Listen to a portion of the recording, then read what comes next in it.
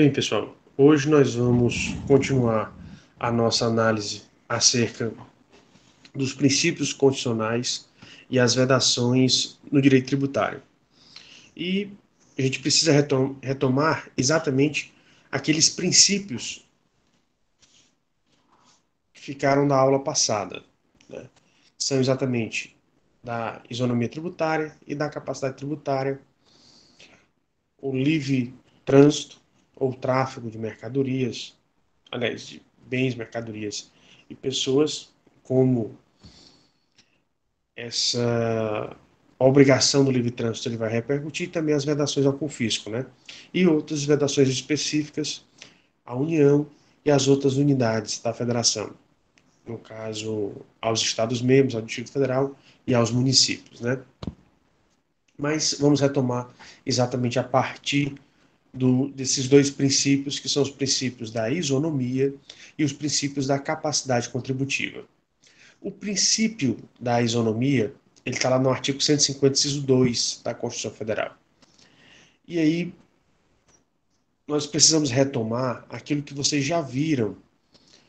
Vocês já tiveram uma introdução à isonomia quando nós falamos em instituições de direito público e privado, da, do direito constitucional, ou os princípios do direito constitucional, onde nós temos exatamente primeiramente, esse princípio da isonomia ele foi entendido como igualdade.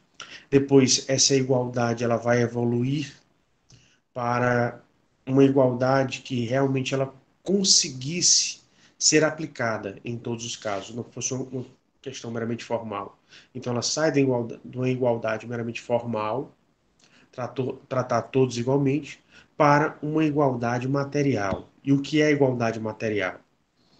Tratar igualmente os iguais, ou seja, aquelas pessoas que estão em situação igual, e tratar desigualmente aquelas pessoas que estão em situações desiguais.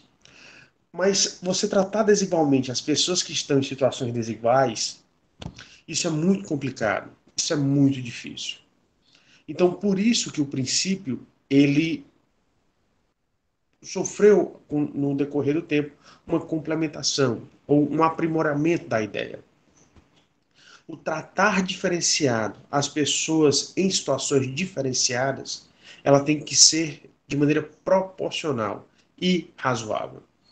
Então, por isso tratar desigualmente os desiguais, ou aqueles que estão submetidos a situações desiguais, na medida das suas desigualdades. Porque essa medida, você saber medir essas desigualdades, para que você tente aplicar a justiça, ou tente aplicar a mesma medida, adequando caso a caso, é que é exatamente essa ideia de isonomia.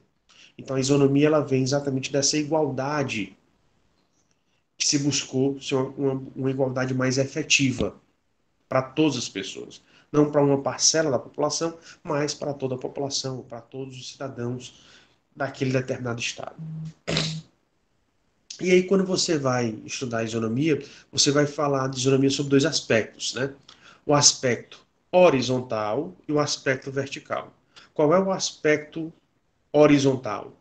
Horizontal é exatamente aquela situação onde você encontra pessoas com a mesma situação. Então, se as pessoas têm a mesma situação, a atividade do Estado vai ser a mesma, o tratamento do Estado vai ser o mesmo. Agora, se você vê o aspecto vertical, elas estão em situações diferentes. Então, como estão em situações diferentes, os tratamentos vão ser um pouco diferenciados, exatamente para você ter uma compensação aí, você ter uma proporcionalidade de tratamento, mas que decorre de maneira objetiva por conta das situações que elas estão em posições diferentes. Tá certo? E aí o que acontece? Exatamente dentro dessa perspectiva, você começa a analisar como aplicar a justa medida nesses casos diferenciados para essas pessoas nesses casos diferenciados, né? E aí é por isso que surge, lá no parágrafo 1º do artigo 145 da Constituição Federal, o princípio da capacidade contributiva. a fim de estabelecer elementos que leve a entender como tratar essas diversas pessoas de uma maneira correta, de uma maneira justa. Então, por isso que surge o princípio da capacidade contributiva.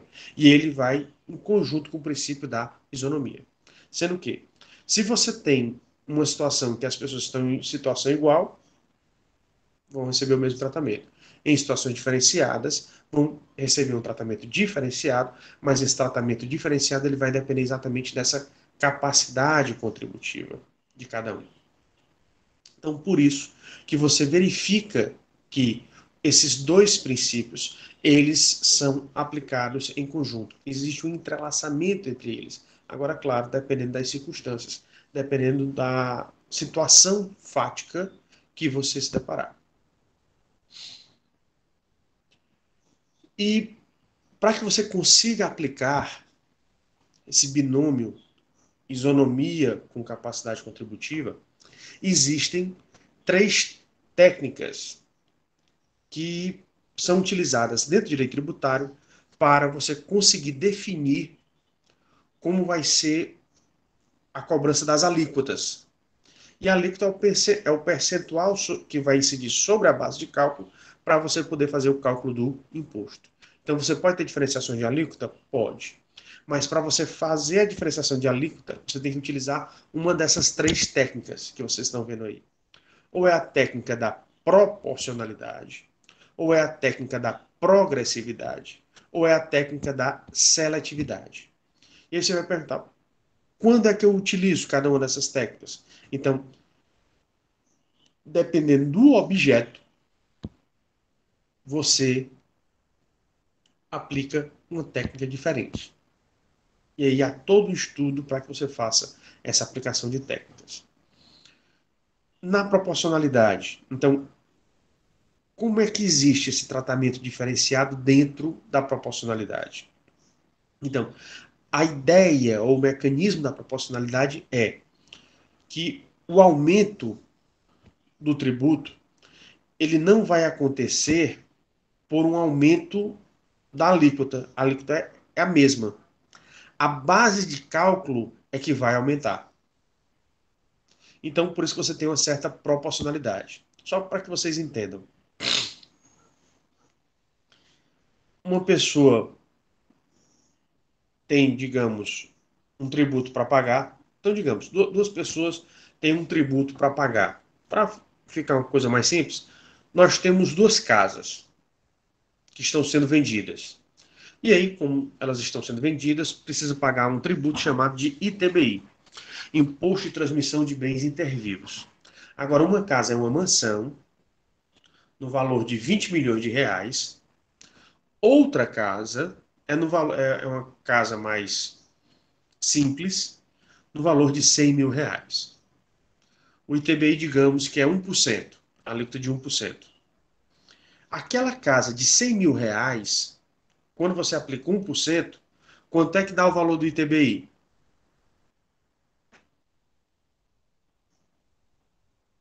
1% de 100 mil, R$ 1.000.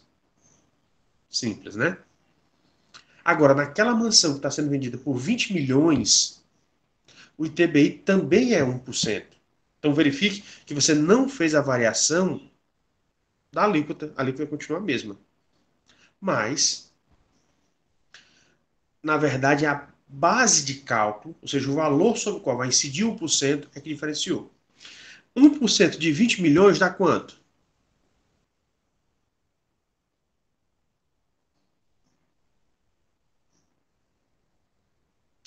200 mil reais. Né? Então, a casa de 100 mil, ela paga R$ 1.000. A casa de 200 mil, de 20 milhões, ela paga 200 mil. Verifique que a alíquota é a mesma, 1% e 1%. A única coisa que teve a variação foi exatamente da base de cálculo. Porque uma base de cálculo era 100 mil, a outra base de cálculo era 20 milhões.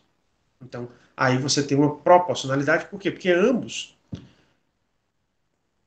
vão arcar com o mesmo ônus, ou com a mesma exigência. É 1%. Ah, professor, mas R$ 1.000 é diferente de 200 mil. Concordo com você, R$ 1.000 é diferente de 200 mil.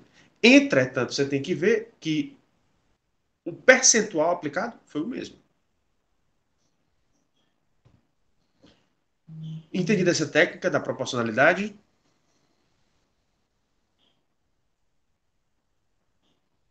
Sim. Sim, professor. A outra técnica que nós temos é a técnica da progressividade. E aí o que acontece? Na técnica da progressividade, a alíquota aumenta de acordo também com a base de cálculo.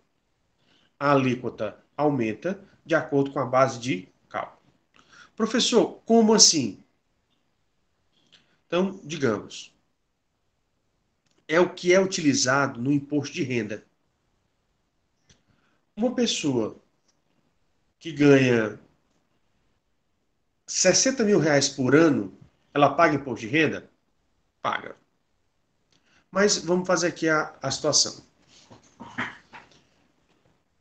Dessa vez, vamos separar duas pessoas. Uma pessoa que ganha 60 mil por ano e uma pessoa que ganha 1 milhão por ano.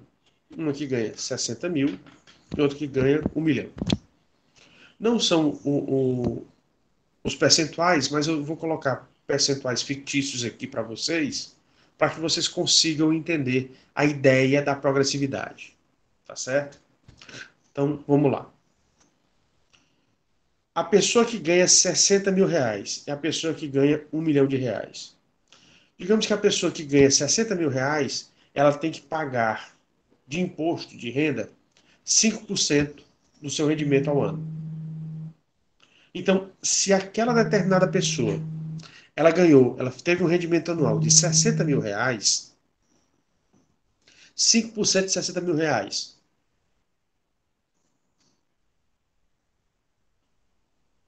R$ 3.000. Pronto.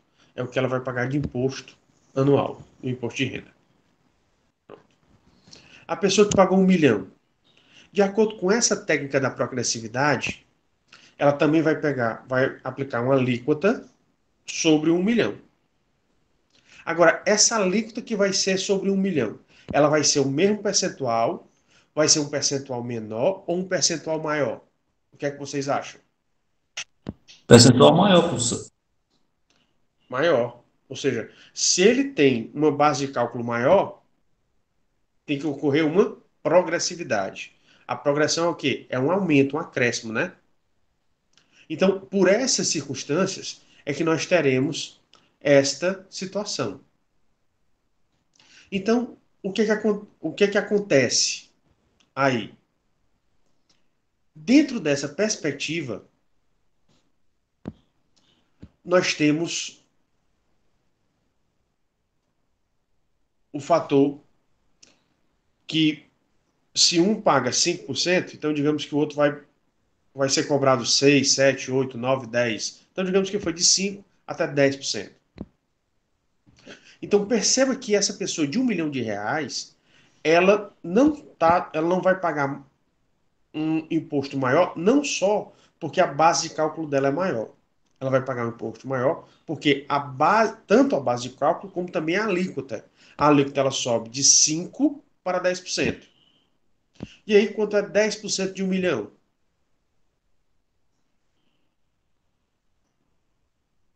R$ 100.000. Mas veja bem, se aplicasse os 5%, seria 50 mil. Mas a diferença que nós temos da técnica da proporcionalidade para a técnica da progressividade é porque você tem aumento dos dois. Você aumenta a sua base de cálculo e você também aumenta a sua alíquota. Então, por isso que você tem essas distinções. Então, você tem essa segunda técnica que é usada para você fazer essas distinções de pessoas em situações diferenciadas. Sempre de acordo com o princípio da isonomia, em consonância com o princípio da capacidade contributiva. Conseguiram entender essa nova técnica da progressividade? Professor, Ótimo. E aí, a professor, terceira. Pois não? Professor, só uma dúvida. Esse percentual, por exemplo, do imposto de renda, né? Eles são percentuais fixos anuais ou eles vão se modificando durante o período? Não sei se eu fiz isso eu me entender. Sim, sim. Esses percentuais ou essa escala que é feita do imposto de renda, ela é estabelecida por lei, tá certo? Então, como ela é estabelecida por lei, com o decorrer do tempo, ela pode ser alterada? Pode, tá certo? Agora, o que que acontece? Se você olhar aí, eu acho que a tabela do imposto de renda, ela não sofre alteração, acho que já tem uns 9 a 10 anos. Já tem muito tempo, entendeu? Mas tanto essa escala de base de cálculo e de percentuais, elas podem ter variações, tá certo? Agora tem que fazer as variações nos termos da legislação tributária, ou seja, pode ser feito, mas com as alterações previstas dentro daquilo que foi estatuído para cada um dos impostos, tá certo? Como é o caso do imposto de renda. Então, a situação do imposto de renda no Brasil faz muito tempo que ela não mudou. Teve agora uma proposta de mudança, mas ainda está tramitando no Congresso, tá certo? Mas já teve uma proposta de mudança, mas ainda está em tramitação no Congresso. Exatamente por conta dessa situação de... Sempre diz que o país está numa crise financeira, e aí não se aumenta aliás, não se diminui a carga tributária, né? A tendência da maioria dos gestores brasileiros é sempre aumentar a carga tributária. É dificilmente um que chega para diminuir a carga tributária. A tendência geralmente é de acréscimo da carga tributária. Consegui responder sua pergunta? Sim, sim, professor. Obrigado, viu? Ok, de nada. Depois, se quiser, pode colocar na internet e ver direitinho e a gente pode fazer uma análise posteriormente. Eu não coloco, por quê? Porque os números são quebrados. E aí, quando você vai fazer esses cálculos quebrados, geralmente fica mais, como fica mais complicado de fazer os cálculos, se eu simplificando, às vezes a pessoa tem maior dificuldade, imagine eu aplicar os dados corretos. Fica mais difícil de ser entendido. Então, por isso que eu gosto de lidar com números arredondados e situações bem distantes, que é para você entender melhor essa diferenciação. Aí, uma vez que você entende, aí você pode lidar com essas situações. Tá bom? E, por fim, a terceira técnica que nós temos, nesse caso aqui da capacidade contributiva e da isonomia tributária, é exatamente a seletividade. E aí, qual vai ser a diferenciação dessa seletividade? Perceba o seguinte: na proporcionalidade, você manteve a alíquota a mesma e somente a base de cálculo aumentou. Então, se a base de cálculo aumenta, o valor do imposto aumenta. Se a base de cálculo diminui, o valor do imposto diminui. Então, a alíquota a mesma, base de cálculo diferenciada. Progressividade. Quanto maior a base de cálculo, maior a alíquota. Então, você subiu as duas, né? E se você baixar, você baixa também as duas. Na seletividade, você vai ver que a alíquota ela vai aumentar de acordo com a essencialidade do produto.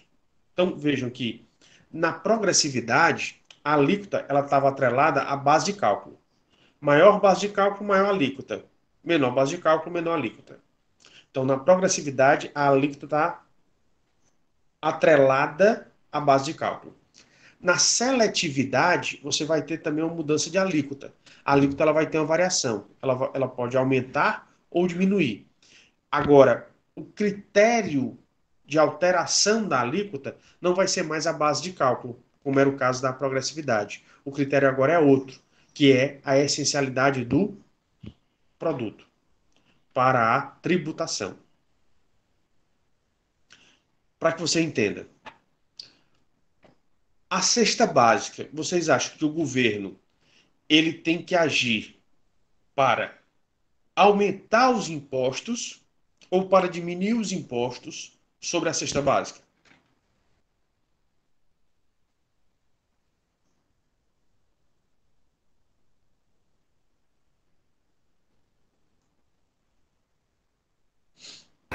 Professor, eu acho que tem que diminuir os impostos, né? No caso, porque Eu tiro exemplo do meu país, que muitas das vezes quando o governo aumenta o salário, né, da função pública, e também os consumidores tendem, às vezes, ou os empresários tendem a aumentar, por exemplo, os preços dos produtos, né? Nesse caso aí seria a cesta básica. E às vezes também, em função disso, do aumento dos produtos, às vezes a equipe fiscal também tende a aumentar, por exemplo, a questão dos tributos em determinados produtos, ou às vezes o inverso, né? O governo vai ajustar o salário, a operação fiscal também ajusta aí os impostos e como os empresários não têm, às vezes querem manter os seus lucros, também sobem os preços, mas nesse caso seria baixar os impostos, ao invés de aumentar. Pronto. Você está correto em relação à situação. São essas opções de aumentar ou diminuir a alíquota e como gerenciar, como fazer o planejamento tributário, são decisões do gestor. Então, é o gestor, junto com a sua equipe, que vai ter que fazer essas deliberações, para que no final ele consiga pagar a conta, né? Ou seja, para que no final ele consiga fazer tudo aquilo que ele gastou, ele conseguiu arrecadar. Então, ele case a conta, né? Aqui, o que o legislador está dizendo para o executivo executivo, quando você for fazer o planejamento tributário de alguns produtos, leve em consideração a essencialidade desses produtos. Então, é exatamente como você falou. O ideal como a cesta básica, pelo nome já está dizendo, é algo que é básico, que é o mínimo necessário para que o ser humano sobreviva, então você tem que diminuir ao máximo. Para quê? Para que você possibilite que o máximo de pessoas dentro do Estado eles tenham acesso, pelo menos, àquela alimentação mínima. Daí ser a cesta básica, é uma cesta básica para a sobrevivência do ser humano. Então, por isso que ele deveria baixar essas alíquotas para que você barateasse esses produtos para deixar eles mais acessíveis. Ok. Mas o Estado, ele não poupa ninguém, né? Então, o que acontece? Se o Estado ele vai baixar os impostos ou os tributos naqueles determinados produtos, o que é que ele vai fazer? Ele vai fazer uma compensação. E o que é que significa isso? Aqueles produtos que não são essenciais, ele vai aumentar drasticamente o valor dos tributos cobrados sobre ele. Então você vai ter a variação não mais pela base de cálculo que vai ser calculado, mas sim pelo produto, mais especificamente por uma característica do produto, a sua essencialidade. E aí você pode perguntar, professor, mas como assim a sua essencialidade? Então, vamos lá. Aqui eu peço licença aos nossos estudantes estrangeiros, mas o que acontece? Eu não sei se vocês sabem, principalmente aos estrangeiros, mas existe um prato tradicional do Brasil que é o arroz com feijão. Então, isso daí é uma característica brasileira, que o brasileiro ele tem muito essa identidade com arroz com feijão. Né? Então, é arroz com feijão, uma verdura, uma salada e a proteína. Mas, via de regra, às vezes tem um macarrão, né? Mas, via de regra, é o arroz com feijão. Isso é da cultura do brasileiro, da maioria do povo brasileiro.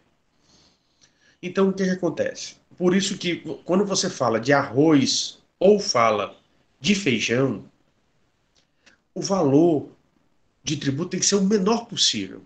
Por quê? Porque esse é um dos produtos essenciais para a manutenção, para a vida, para a sobrevivência de qualquer brasileiro. Tá certo? Aqui eu não estou querendo fazer diferenciação, só estou reportando uma situação que, para o Estado brasileiro, qualquer gestor, ele sabe que ele mexer no arroz e feijão, ele está mexendo na alimentação do povo, ou na alimentação básica do povo. E aí vocês podem fazer o mesmo exemplo aqui para os países de vocês. que aí vai ter a sua cultura alimentar. E aí, geralmente, vocês têm aquilo que a maioria da população come diariamente. Então, é só seguir mais ou menos essa mesma situação. Então, o arroz, o feijão são extremamente essenciais. Então, se você puder zerar os tributos para esses alimentos que são os essenciais, que a maior parte da população utiliza, é o ideal. É o ideal. Principalmente em momentos agora que nós estamos vivendo. São momentos de crise financeira, né? Onde grande parte da população está passando fome. Exatamente pelas condições econômicas. Tá certo? Mas, ao passo que o arroz e o feijão, eles são essenciais, nós temos o inverso. Ou seja, aqueles produtos que não são essenciais, que são chamados de supérfluos. Então, um bombom, ele é supérfluo ou ele é essencial?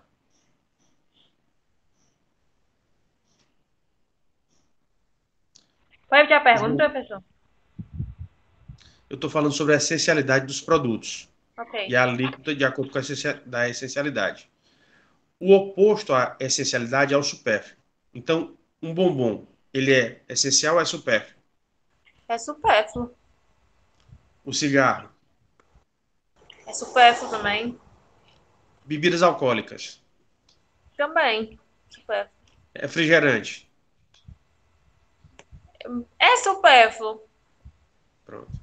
Então, você vai analisar uma lista grande de produtos supérfluos.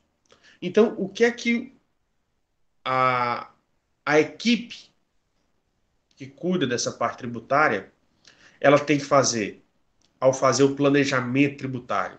Ou seja, para você compensar aqueles impostos que são, perdão, aqueles produtos que são mais essenciais, você baixar o valor dos impostos e, então, naqueles produtos que não são considerados essenciais, são considerados supérfluos, você aumente os impostos. Você vai fazer, então, as listagens daqueles produtos que são essenciais e aqueles produtos que são supérfluos. E aí você vai fazer essa distinção.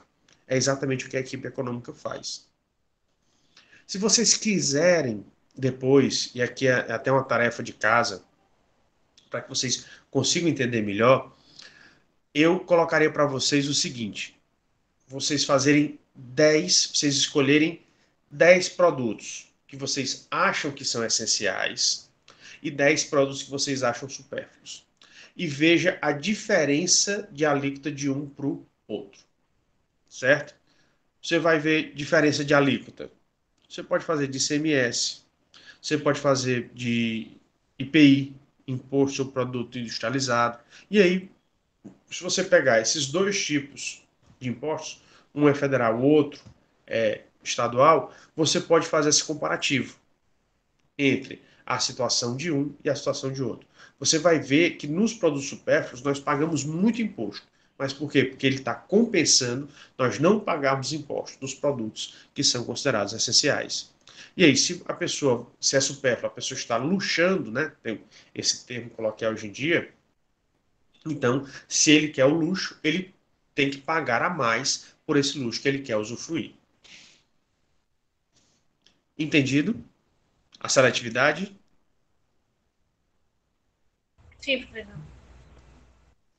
Ótimo.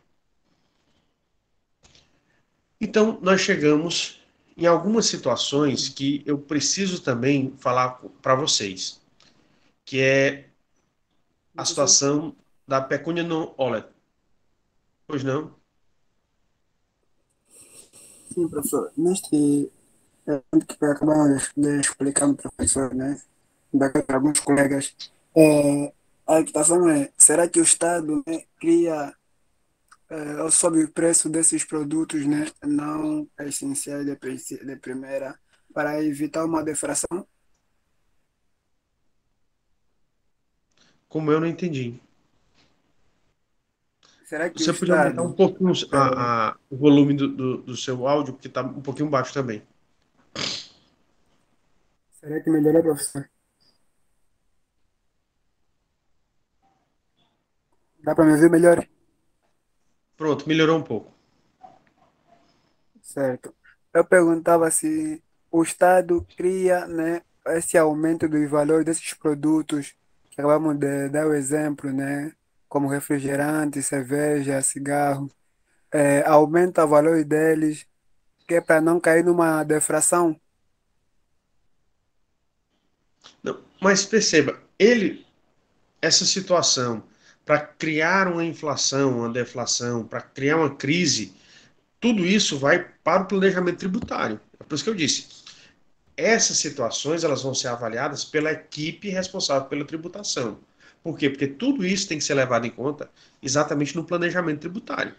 Eu inseri, veja que quando eu falei a situação, eu inseri dentro do planejamento tributário, tá certo? Porque tudo isso daí tem que ser levado em consideração, não é simplesmente lá quando você chega, não é só, aumenta os impostos ou diminui os impostos. Você tem que ver as repercussões, as consequências de cada um dos atos que você toma. Então, por isso que você vai ter essas variações e nessas variações, os cálculos da equipe vão ser feitos, porque tudo aquilo ali vai para uma técnica que existe hoje em dia que é chamada de planejamento tributário. Entendido? Entendido, professor. Obrigado. Certo. Então, uma das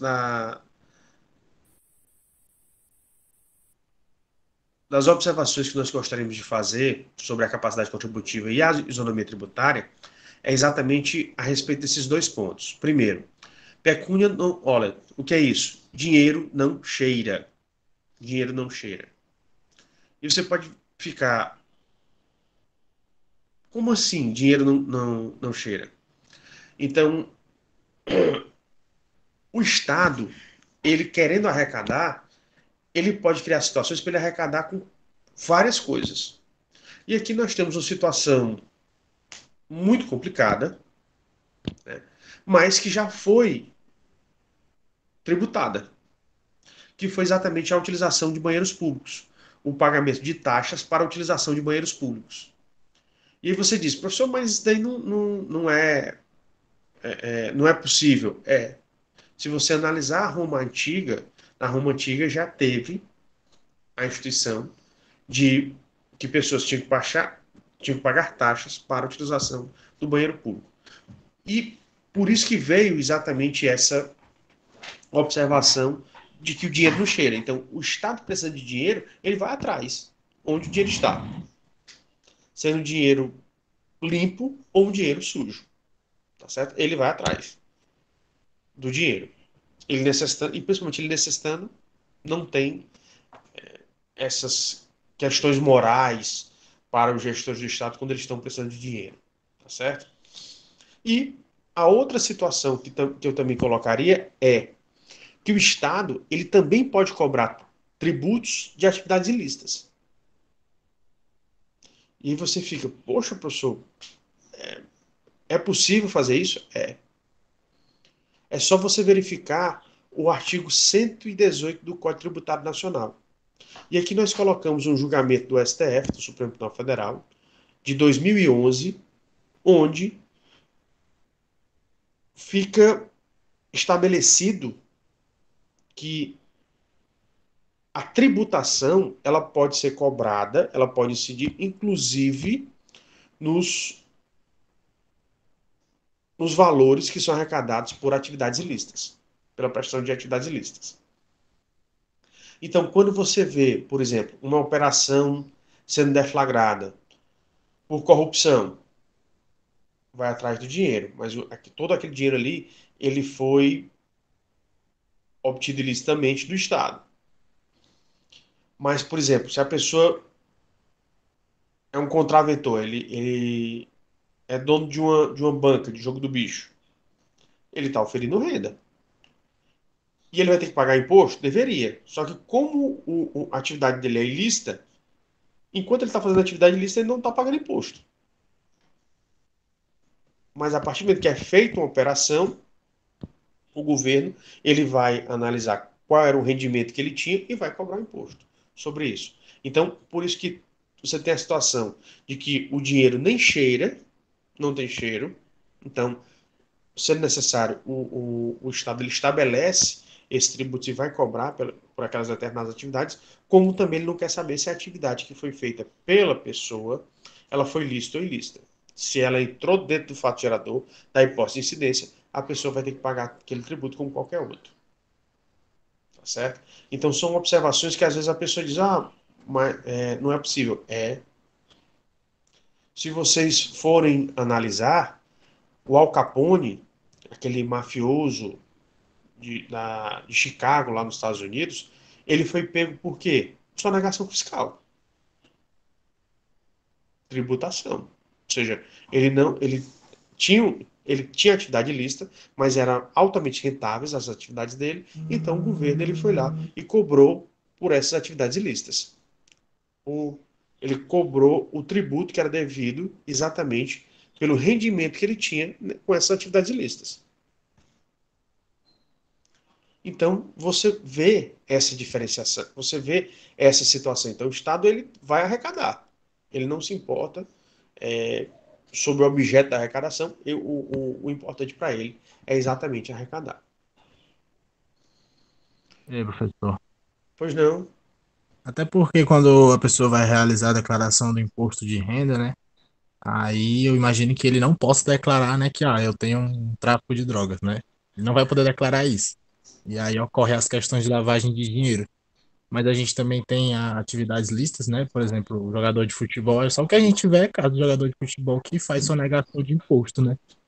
Uhum. O senhor poderia tirar essa dúvida para mim da diferença de da lavagem de dinheiro para sonegação de imposto? Posso. A situação dos jogadores é porque o que é que acontece? Tem o famoso bicho das partidas. Você já ouviu essa expressão, o bicho? Já, já. O que é o bicho?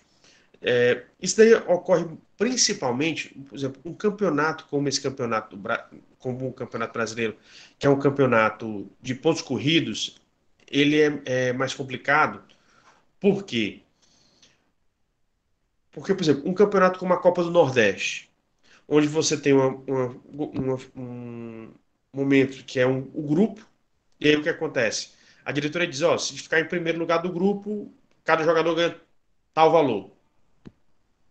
E aí você tem que na Copa do Brasil, Copa do Brasil, perdão, você começa a fazer os confrontos de ida e volta.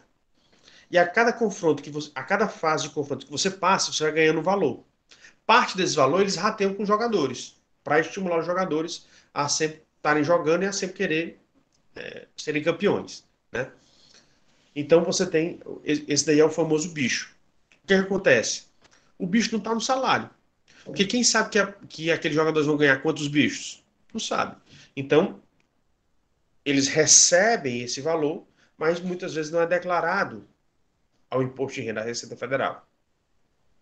Então aí você tem a sonegação fiscal. Você auferiu o rendimento, mas não foi declarado.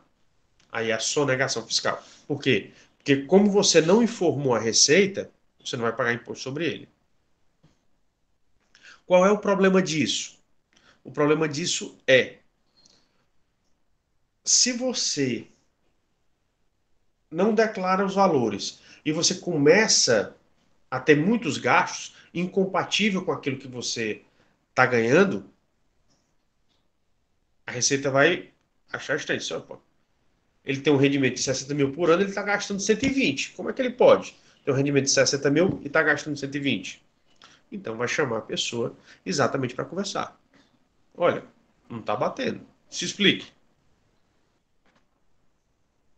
Então, por isso que você pode ser pego só pela sonegação fiscal. Existem casos, e não é só jogador de futebol ou pessoas ligadas às atividades ilícitas. Você vê pessoas que fazem atividades ilícitas. Exemplo. Eu conheci pessoas. Tem pessoas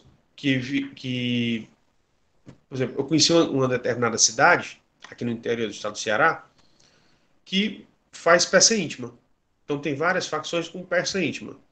E o que acontece? Eu conheci pessoas que pegavam carros, de passeio mesmo, enchia o porta-mala e a parte traseira dessas peças íntimas e saía pela cidade do interior vendendo. O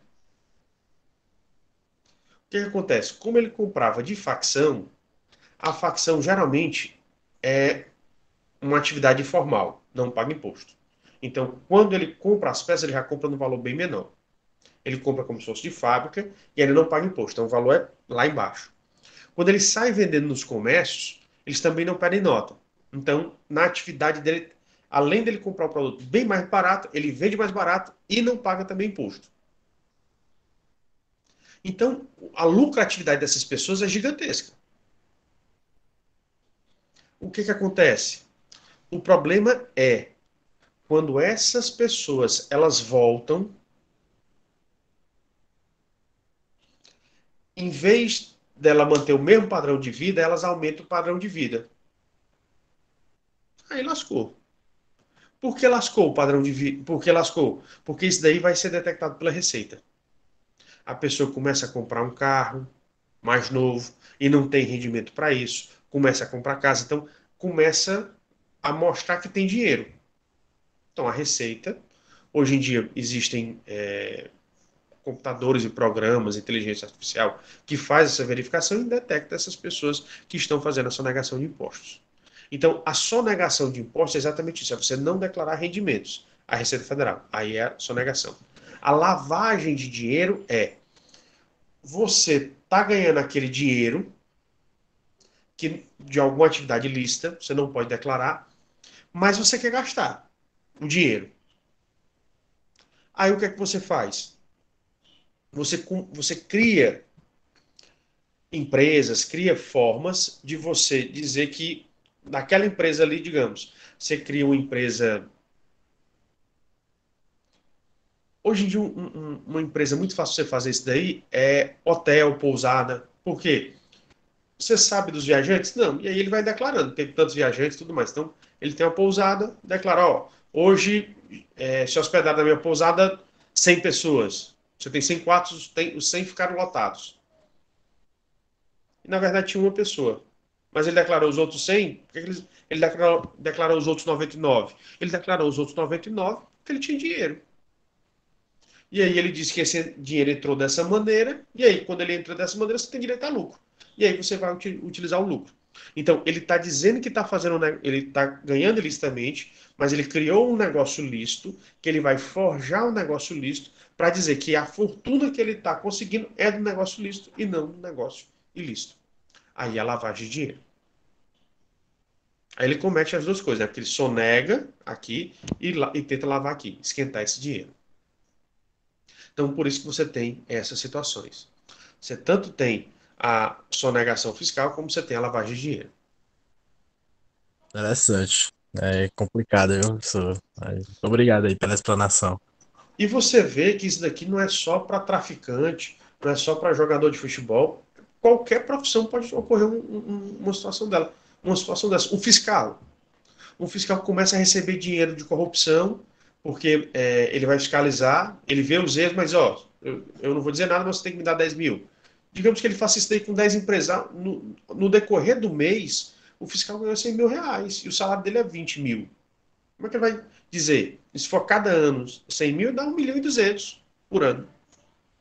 Professor, então a gente poderia, né, afirmar que esse dinheiro recebido de forma, aspas, ilícita, ele não teria valor, visto que caso eu não declare e eu vá lá gastar, eu vou me prejudicar depois. Então seria melhor deixar guardado ali, ou não sei. É aquela situação. A pessoa que tem o dinheiro, ela não vai deixar o dinheiro guardado. Ela vai torrar a grana, entendeu? Então, por isso que sempre que ocorre uma sonegação fiscal, a pessoa vai procurar uma lavagem de dinheiro. Isso são coisas que são conexas. Porque quem é que ganha muito dinheiro e não vai gastar o dinheiro? Que é um tio É, Patinhas. Eu não vejo é, tio Patinhas. pois é, curioso.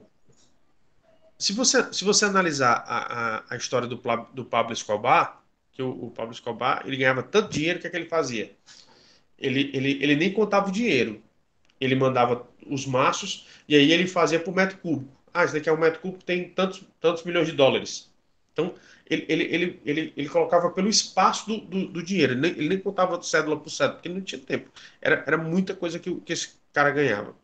E o que é que ele fazia? Ele pensou, não, eu estou ganhando muito dinheiro, não estou precisando desse dinheiro todo, então eu vou esconder. Então, o que foi que ele fez? Ele pegou o dinheiro, embalou o dinheiro e começou a enterrar. Quando ele estava no fim da vida, que foram pegar ele começou a desenterrar, foi em determinados locais para desenterrar dinheiro. O que foi que aconteceu com o dinheiro? Dinheiro é papel. O que foi que aconteceu com o dinheiro? Sumiu, foi? O dinheiro mofou, ele, Ah, ele, ele, ele se deteriorou. Obviamente, professor. É papel, né?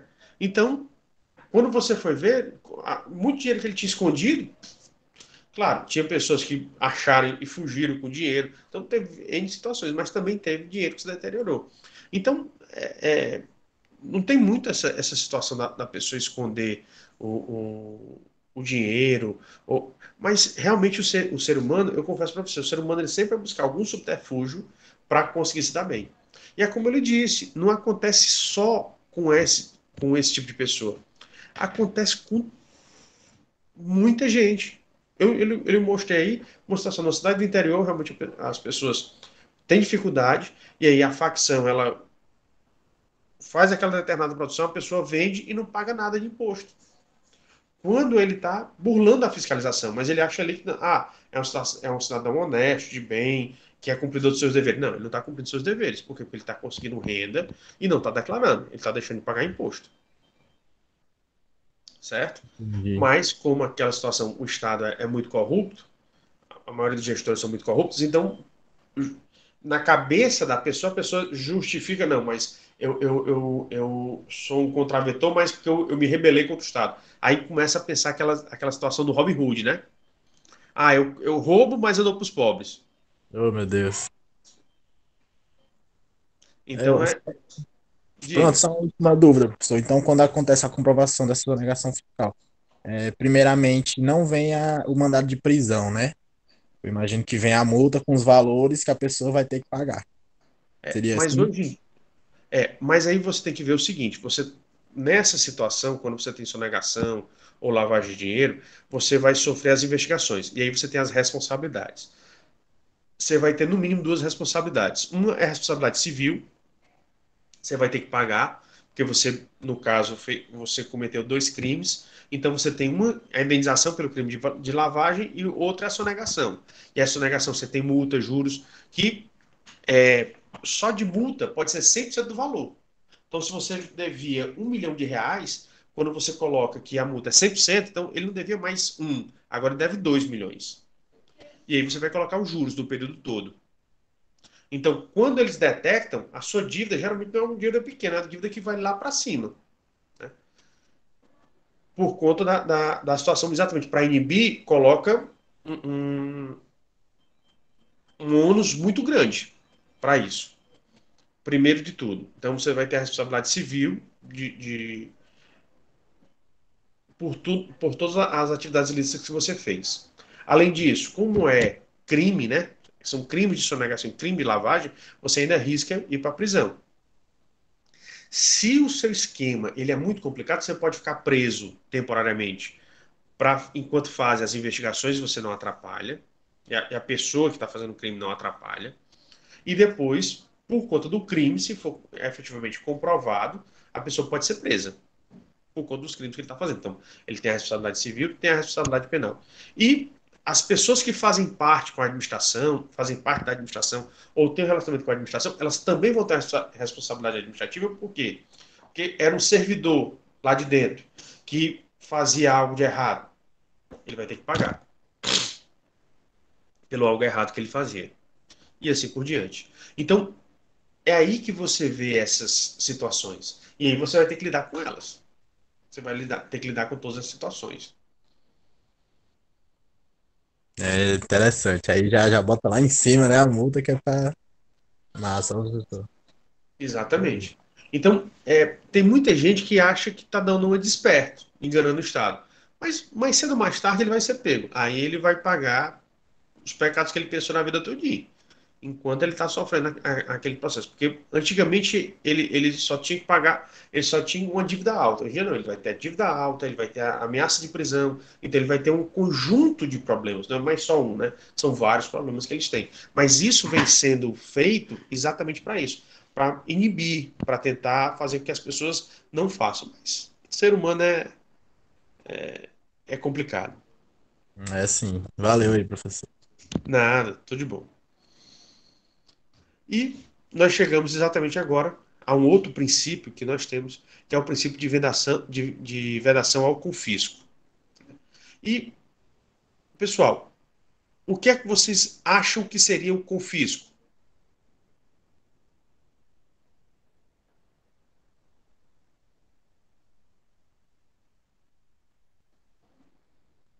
Eu não faço ideia. Pronto. Vocês têm que ver,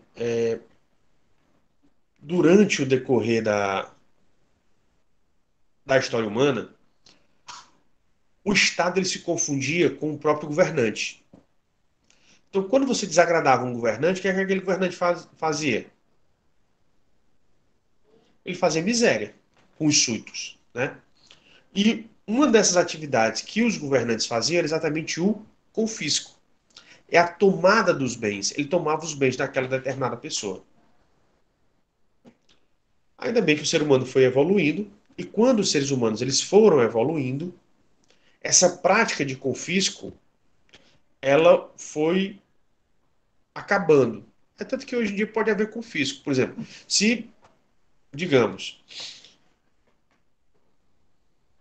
um bem ele é utilizado para o tráfico de drogas, aquele bem vai ser perdido. Então, se é um helicóptero, a pessoa perde o helicóptero. Se era um avião, perde o avião. Se era um iate, perde o iate. Então, foi utilizado para tráfico de drogas aqui no Brasil, qualquer bem, esse bem vai ser perdido. Então, por isso que ele é altamente lucrativo, porque como tem um risco muito grande, você tem essa situação. Então, ainda existe, mas a atividade de confisco hoje em dia, ela é excepcional. Ela é excepcional. A atividade de confisco do Estado chegar lá e tomar os bens da pessoa é excepcional, tá certo? Ainda existe algumas, mas elas estão hoje em dia reguladas por lei, ou seja, só naquelas situações que estão previstas dentro do ordenamento jurídico e dentro dos limites que foram estabelecidos. Então, uma situação que o governante quer tomar um bem de uma pessoa e chega lá e toma o bem, não existe mais. E o que acontece? Essa ideia de confisco, ela também está ligada à tributação. Por quê? Porque como é que às vezes os governantes então, passaram a agir? Como ele não podia mais tomar, ele começava a aumentar a carga tributária de uma tal maneira que a pessoa não pudesse mais pagar os tributos.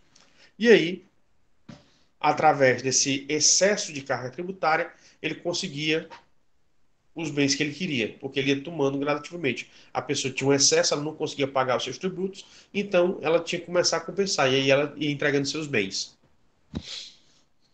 Por isso que tanto a prática da tomada, como essa prática de forçar a pessoa a entregar bens aos bens dela, não podem mais.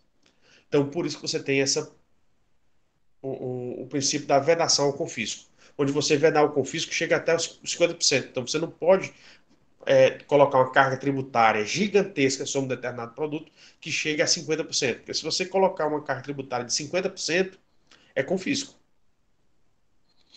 Tá certo? Então, por isso que hoje em dia, na maioria dos estados, naqueles estados que são mais consolidados, que têm as suas estruturas, as suas instituições mais consolidadas, você tem essa proibição do confisco. Né? De você colocar uma carga tributária total a ser cobrada de um determinado produto, de um determinado bem ou mercadoria, ou de um serviço que chegue a 50% do valor do produto. É algo que é inimaginável, não é pensado hoje em dia, certo? Exatamente para você evitar que aquelas práticas do passado elas continuem a ser feitas no presente. E aí ela está prevista, essa vedação ao confisco, está prevista exatamente no artigo 150, inciso 4, da Constituição Federal Brasileira. E como é que ele é aplicado, né? Ou seja, como é que é a aplicabilidade dessa vedação ao confisco? Nos impostos, é aplicado a vedação ao confisco, exceto para os extras fiscais. Por que que essa vedação ao confisco é aplicada para os impostos, exceto os extras fiscais? É porque a gente já explicou para vocês. Os extras fiscais, qual é a maior finalidade dele?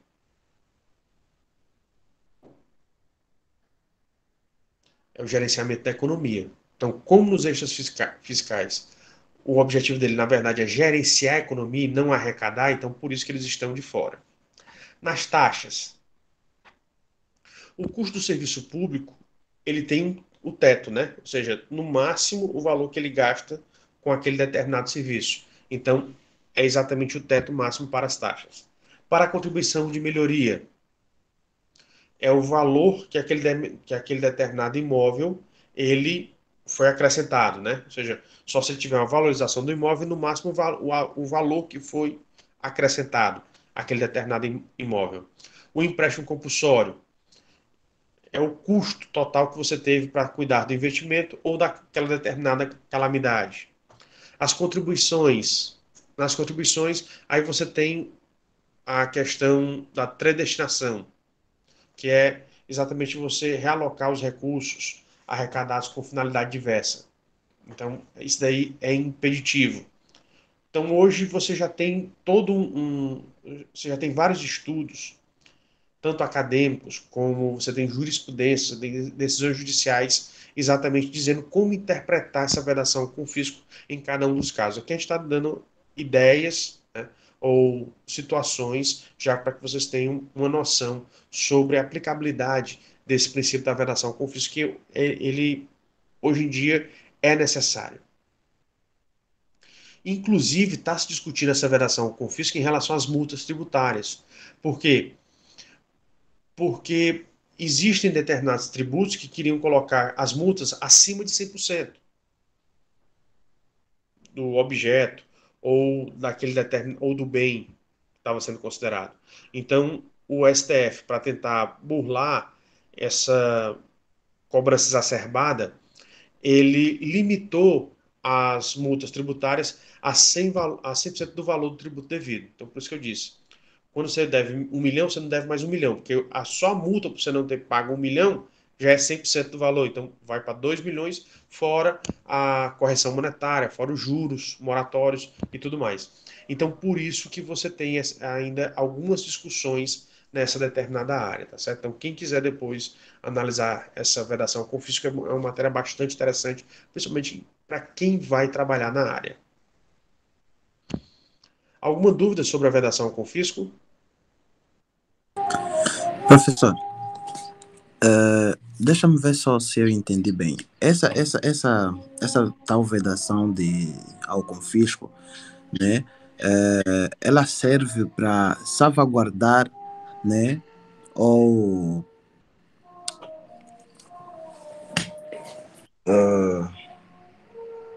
tipo, para salvaguardar os direitos dos particulares, é isso? Do tipo, Para proteger o cidadão pronto. das ações do Estado. É que o professor aí disse algo, né? Muito, muito, muito importante, de que se algo for tributado, né, acima do taxado, né? Ou seja, acima do normal, né? Daí vem a vedação do fisco, né? E protege a pessoa tributada da tal ação. Exatamente. É a ideia da vedação com fisco. Pronto, obrigado, professor. É estabelecer limites de até onde o Estado ele pode exercer a tributação das atividades ou dos bens que ele vai tributar. Tá certo? É estabelecer limites para ele. Porque se a atividade fica limitada, aí você vai ficar nas mãos do governante. E o que acontece? Na história humana, a maioria dos governantes, eles, ao invés de ajudar o povo, a maioria oprimiu o povo. Então, por isso que você não pode deixar essa atividade sem uma limitação. Porque porque senão é você fazer um convite aos governantes a explorarem o povo, a oprimirem o povo, tá certo? Então, você estabelecer de maneira bem definida esses limites. Certo, professor. Mais alguma dúvida? Eu tava em dúvida também, eu tava com a mesma dúvida do Fred, professor. Porque a gente tinha visto a questão da dação em pagamento, né? Que tem toda aquela tramitação de abrir o processo judicial de execução fiscal, que aí eles recebem os bens, né? Mas Isso. aí não tem nada a ver, né? Isso daí é para limitar a exploração, né, do Estado. É a exploração, exatamente. A dação em pagamento, o que é que acontece? A pessoa, ela tem um tributo, ela não pagou o tributo. Então, o Estado ele pode sair no prejuízo? Não. Então, por isso que abre-se a possibilidade da dação em pagamento. Ou seja, foi feito todo o processo de execução fiscal. No final do processo de execução fiscal, percebeu-se, não, ele ainda tem determinado bem ou determinados bens. Então, nesse caso, como ele não pagou, o ideal para o Estado é que ele pague em dinheiro. Se ele não conseguir pagar em dinheiro, mas ele tiver bens móveis ou imóveis, esses bens eles podem ser dados para o pagamento da dívida. E aí o que é que o Estado vai fazer? Ele vai ver se utiliza esses bens ou então se ele vende, para conseguir aquilo que ele queria desde o início, que era exatamente o dinheiro para saldar suas contas. Pronto, entendi, professor. Ok? A dação em pagamento é um procedimento que é feito, mas dentro de todo uma situação. Veja que você tem que ter o processo. Então existe um processo de execução que ele funciona onde? Não funciona dentro do executivo, funciona no judiciário, porque o juiz ele vai regular, o juiz ele vai fiscalizar se aquela atividade ela está sendo feita da maneira correta ou da maneira errada. Então existe toda uma fiscalização para saber se a atividade está sendo desempenhada da maneira correta ou errada. Justamente para não acabar arrecadando mais, né, em bens do que foi previsto, né? Exatamente, para não extrapolar o Entendi. limite que você tem. Certo, Tá certo? professor. Antigamente isso daí não acontecia. Antigamente isso daí não acontecia. Tem até um filme que foi lançado agora, O Último Duelo. Vocês chegaram a ver esse Último Duelo? Não saiu, né, em qual plataforma? Não, eu acho que eu ainda sou das antigas, que ele tá no cinema. Ave Maria. Professor, Pois não. Mas só um isso. instantinho. Só um instante. Nesse filme, O Último Duelo, fala da relação entre suceranos e vassalos, né? E dessa relação suceranos e vassalos, como é que o sucerano agia, né? Então, ele forçava o pagamento de tributos, ele, quando a pessoa não conseguia pagar, ele aumentava demais a tributação, a pessoa não conseguia pagar, ele ia começando a tomar as terras, ele, a pessoa tinha direito a uma herança, ele não dava a herança, dava para outra pessoa que ele queria. Então, antigamente, os governantes eles faziam tudo aquilo que eles queriam, né? Eles cometiam atrocidades. Hoje em dia, não. Como todo mundo está submetido à lei ou ao ordenamento jurídico, você só pode fazer aquilo de acordo com o ordenamento jurídico. É tanto que se o Estado ele fizer alguma coisa que desvirtua o ordenamento jurídico, ele tem que pagar as reparações. Tanto você vai ter as responsabilidades administrativas, porque quem fez vai perder o cargo, se for concursado, vai perder o mandato se for um mandatário eletivo. Se for contratado, vai ser demitido. Como também o Estado, como a pessoa está fazendo representando o Estado vai ter que pagar as reparações. E fora que as pessoas também podem ser responsabilizadas penalmente pelos eventuais crimes que elas cometerem dentro da administração pública e se aproveitando da administração pública, tá certo? Então você tem essa situação hoje em dia que a tendência é você conseguir limitar, você conseguir trabalhar situações exatamente para você evitar esses casos. Pode falar, é Roberto, né? Roberto Paulo.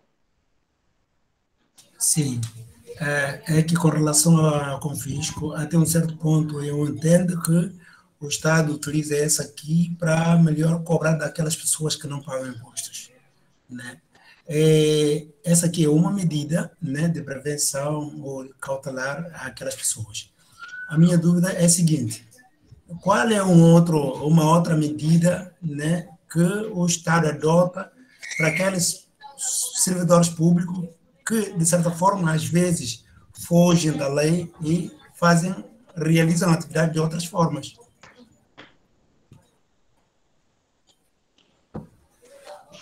Eu não entendi a sua situação. Me dê um caso que você está pensando, para me dizer como é que é a resposta. Eu não Mais ou entendi a sua menos colocação. isso. O que eu estou dizendo é que confisco, o Estado adota o confisco para cobrar aquelas pessoas que têm bem, que não pagam impostos, né? É isso. Pronto. Qual é a medida, né, que vai contra aqueles servidores públicos que não obedecem à lei, né, para fazer tais cobranças de impostos? O servidor público que ele não faz a cobrança de imposto, aí o que acontece? Você tem alguns tipos de crimes, de delitos, pode ser corrupção, pode ser peculato. Então você tem algumas situações que a pessoa pode incidir. Então, aquele servidor público ele vai incorrer em crime, né? E aí ele também pode ser chamado a fazer essa reparação. Então, o servidor público ele vai pagar de três maneiras: a responsabilidade administrativa, que ele pode chegar a perder o cargo; a responsabilidade criminal, porque ele vai ter que responder pelos crimes, porque essas situações elas configuram tipos específicos de crimes, então depende do caso prático, mas eles estão previstos hoje em dia na legislação, pelo menos no Brasil. Como também você vai ter uma outra responsabilidade, que é a responsabilidade civil, que ele pode ser chamado a indenizar, ou seja, a reparar os danos que ele causou ao Estado. Certo. Mais alguma dúvida?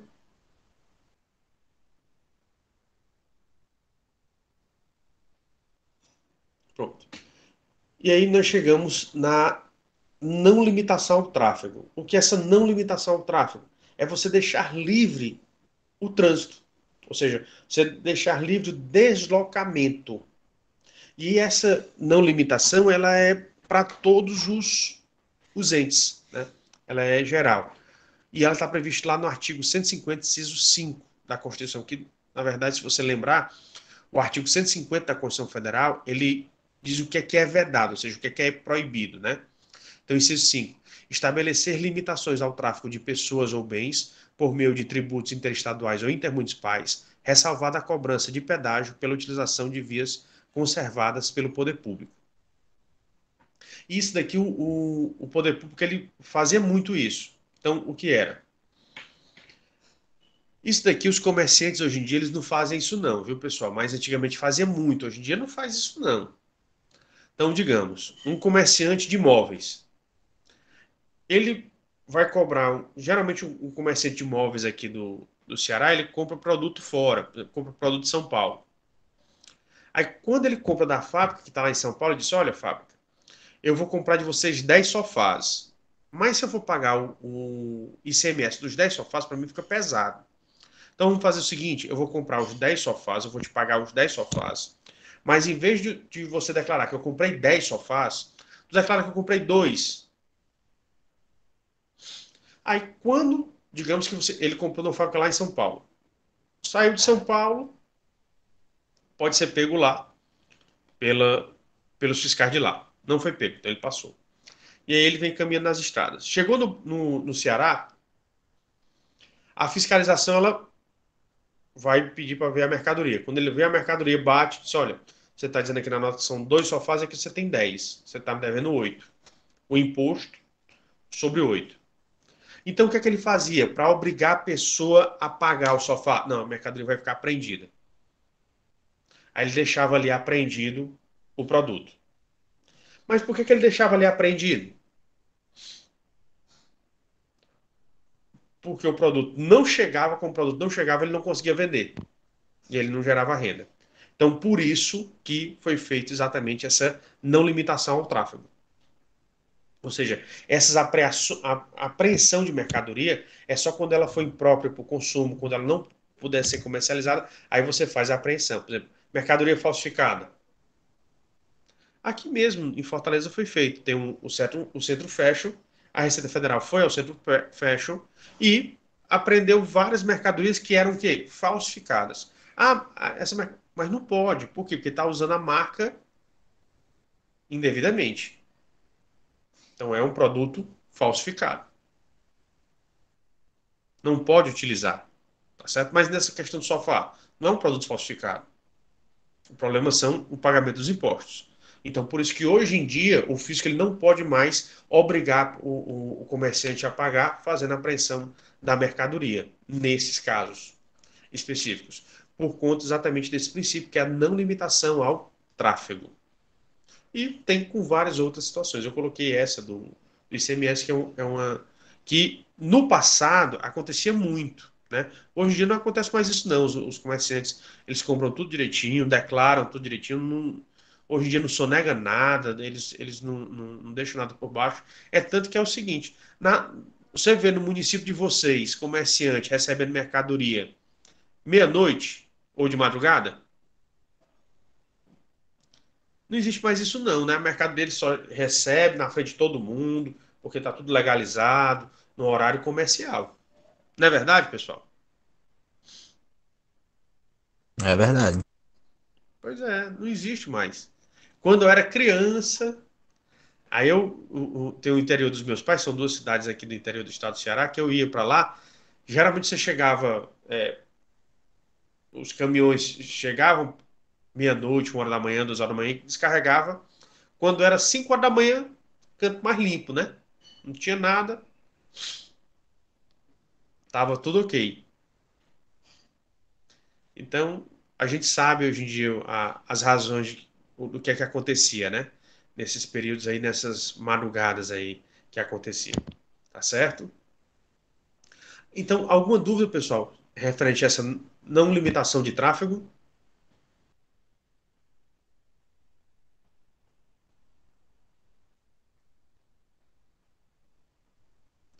Então, vamos iniciar aqui as vedações, né? E a gente vai ver dois tipos de vedações. Uma são as vedações para a União, especificamente, e outras são vedações para os estados, o Distrito Federal e os municípios. E aí, professor, qual é a grande diferença? É porque a União, a projeção é nacional, ou seja, o interesse é o interesse nacional. Então, o que foi que se estabeleceu para a União? Ou seja, o que é vedado à União? Ou seja, o que é proibido da União fazer? Instituir tributos que não sejam uniformes em todo o território nacional. Ou seja, que ele trate em uma parte do território o tributo de uma maneira e em outra parte de outra. Não. Hoje em dia você vê, todo tributo federal ele tem a mesma aplicabilidade em todo o território nacional. O que você pode ter diferenças é dos incentivos fiscais. Mas esses incentivos fiscais eles têm que vir dentro das políticas de desenvolvimento regional. Exemplo, aqui no estado do Ceará, então, só para vocês entenderem, quais são as regiões brasileiras?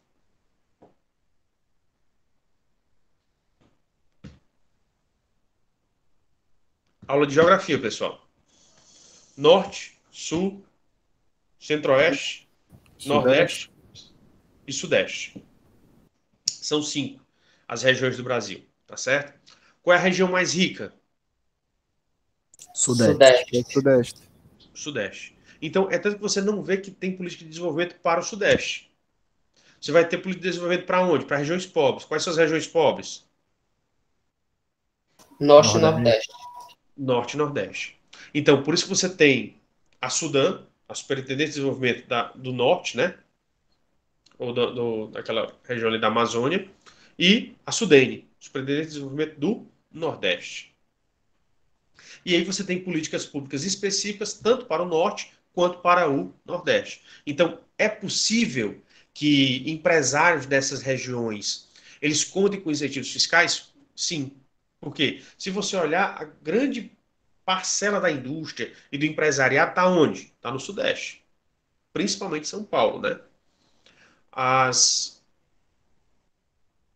O agronegócio, Centro-Oeste e Sudeste. Então, por isso você verifica essas circunstâncias.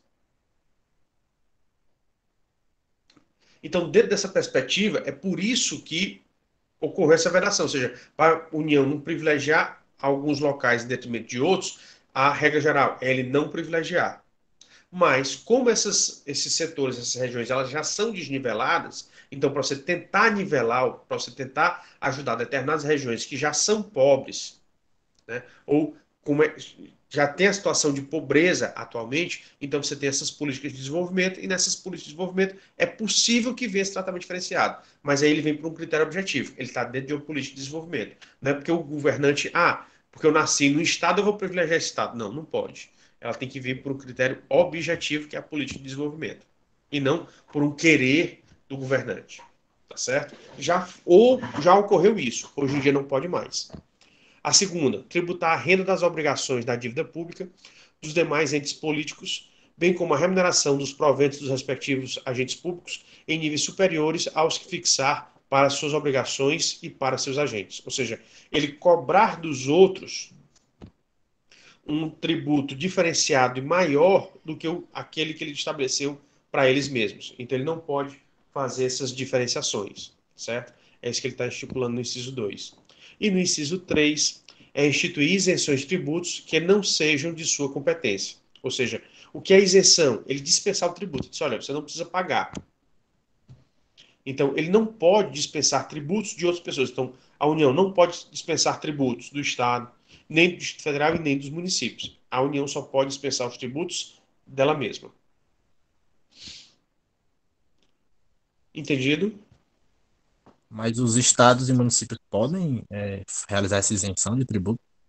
Pode, dos tributos deles. Então, o Estado, ele pode fazer a isenção dos tributos estaduais. Ele não pode isentar os tributos municipais. Somente quem pode isentar tributos municipais? O próprio município. Somente quem pode isentar os tributos estaduais? O próprio Estado. Somente quem pode isentar os tributos do Distrito Federal? O próprio Distrito Federal. É isso que ele está colocando a regra. Tá certo? Você só dispensa os seus tributos, os tributos que estão na sua competência. Você não pode se meter na competência dos outros. Tá certo. E a vedação aos Estados-membros e ao Distrito Federal é no artigo 152 da Constituição Federal, que diz: é vedado aos Estados, ao Distrito Federal e aos municípios estabelecer diferença tributária entre bens e serviços de qualquer natureza em razão de sua procedência ou do destino. O que acontecia? A chamada guerra fiscal, né? Principalmente no problema do ICMS. Então, digamos, você compra num determinado site, aqui eu não vou falar para não fazer propaganda, né? Mas você compra no site X um produto. Digamos que esse produto ele é produzido em Minas Gerais. Aí o comerciante, aliás, ele é produzido em Minas Gerais e é vendido em Goiás. Aí você compra no site de Goiás. Quando você compra no site de Goiás, o produto geralmente vai sair de Goiás para vir para o Ceará. Aí Goiás vai cobrar ICMS, o Ceará também. Aí o que acontece? Goiás, para querer ficar com a maior parcela, aumentava o ICMS dela. Aí o Estado do Ceará, percebendo que na diferença de alíquota ela estava perdendo dinheiro, ia lá e aumentava. Então ia ficar sempre nessa guerra fiscal. Então, para evitar isso, é que se estabeleceu exatamente essa regra, para tentar diminuir essa questão das guerras fiscais entre os estados, quando você tem essas compras de um local para outro. Também pode ocorrer com obras, né? Você pode pegar uma construtora aqui do Ceará, fazer obra na Bahia, vai ter que pagar o ISS, que é serviço, ou então vai ter que pagar impostos estaduais e municipais. Então, eu vou pagar o imposto de qual estado, de qual município? Então, tem essas guerras fiscais. Por isso que você tem as resoluções do Senado Federal, porque essas resoluções do Senado Federal, ela visa exatamente acabar com essas guerras fiscais. E também para inibir essas guerras fiscais é que você tem essas vedações aos estados, aos municípios e ao Distrito Federal. Entendido, pessoal? Alguma dúvida? Então está claro. Professor, Pois não.